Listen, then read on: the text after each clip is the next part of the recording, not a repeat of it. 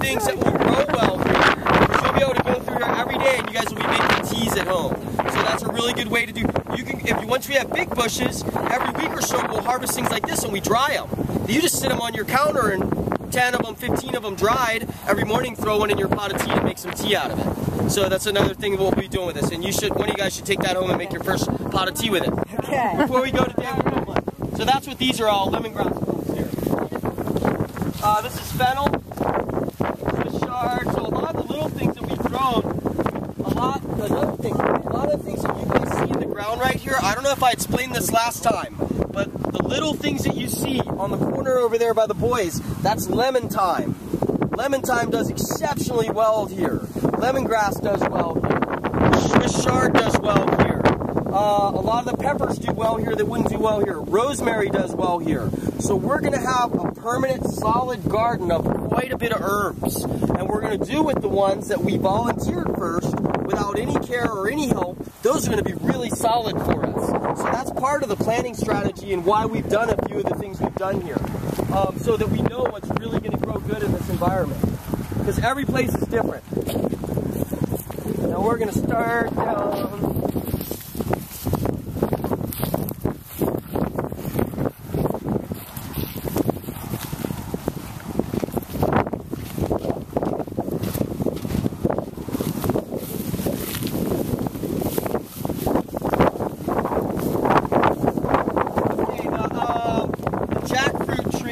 Gonna actually go right here. Now, wasn't it raining like a minute ago? Yeah, you can see the soil is nice and wet and moist inside right now, like half of it. You could throw a handful of horse manure from up on the pile over that later if you guys wanted to. Do you want me to put it in first? Oh, the horse manure? Yeah, you have some right here. Cool. And anything that you guys plant, if you come later after you plant it and grab just a little tiny handful, or go up to the top pile up there with a bucket, throw a little handful on each thing that you plant there, yeah? I'm basically going to go in front of you guys and I'm going to make a simple hole, and you guys are going to decide what, when, and where. These aren't going to get planted here. These are tiger lily. They were just extra things that were in there. I'm not really sure that I want them. We could put them somewhere in for windbreak, but they're not really edible, so I'm trying to stick to mostly edible things here. Okay, this is basil. All these ones are the flat leaf or basil. So this one you have all basil in here. 1, 2, 3, 4, 5, 6. You have these little things are basil as well there. You have basil here. You just put the whole thing with everything else that's in it. Another type of basil here in lilikoi. You have papayas there. The other thing is a weed right here. So the papayas is what we're planting out of this. And that's a lilikoi right there. That's a weed. Yeah, that's a weed right there. That's why I'm throwing that out. And then this one right here, this will be the last one we've got. This has got a lot of the celeron in it, which we're going to plant. And we're going to go grab that other one that's on the ground that I pulled out of the pot, the bigger one. We'll mark these up, and I'll start doing these systematically up as we go. Just put that whole thing in there. Just like I have other seeds in there as well. I have pohawberry seeds in there. Yeah, just where you got it. Just about where you got it right there, where there's only maybe an inch over the surface of it. Actually, just let it gently come right up to it. Yeah, just like that, and then just a little bit sprinkled on the top there too. And then enough of what I like to do with all these things, like I've been doing before, is right before them, like we did on the fruit tree there. I like to. Don't worry, I'm not gonna get you. Just so a little soil sinks always before it that will run into there. This is compost. And you can even put some right in the hole next to it. That'll, when the water hits, it'll blend it right down. Cool. So now,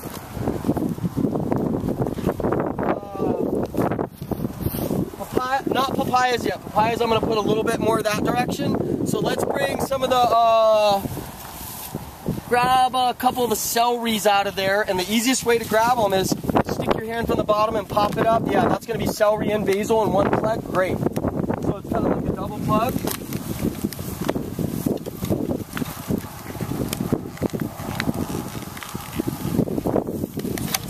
And just everywhere I put a hole, my hole doesn't need to be so big for those things, but just in general where they're at.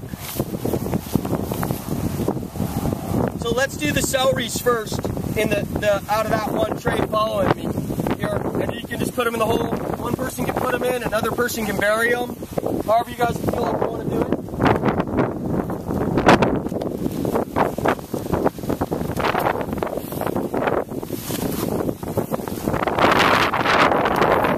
You'll see I will take a few clumps of grass by where we're planting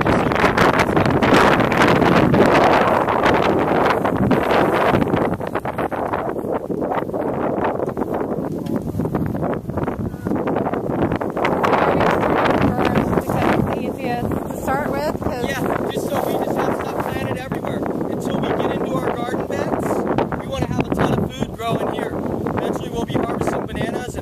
All kinds of stuff here, and then in the veg we'll be doing beets and carrots and tomatoes and the stuff that needs to be in a bed.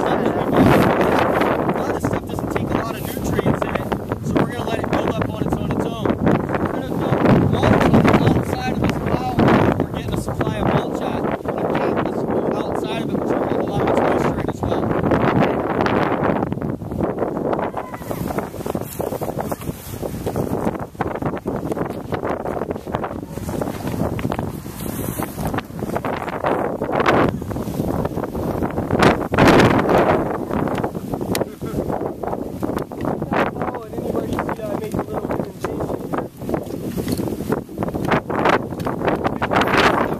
That's a type of amaranth.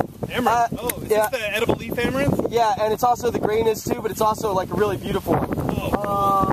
So I think actually I have a hole for that right over here, for that, the one in particular right here.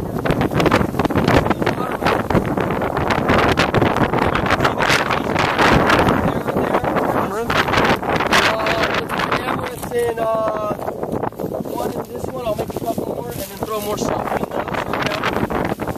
How many holes do I need?